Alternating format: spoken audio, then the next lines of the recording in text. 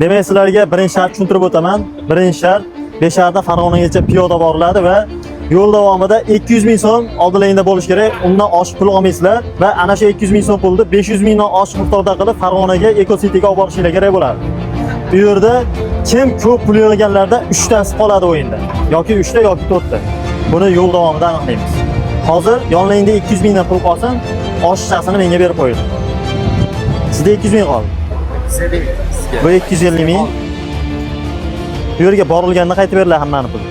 Katta pulim yo'q, 200. Boshqa pulingiz yo'q yani. Real. 925 ming puli bor ekan kameraga. 925 ming bor. Kredit necha bo'lsa bo'ldi. Hali hech narsa ishlatilmaydi. Bor, tushunarli. Qo'lingizda 200 ming. Banuxon? 200 ming so'm bor. Aha. Boshqa yo'q. Kartasi yo'q. Kartam yo'q.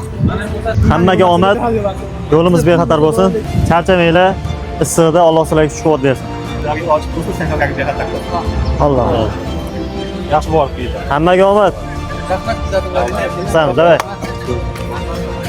Xudo xohlasa, kuzatib oling. Har bir qadamimizda boramiz.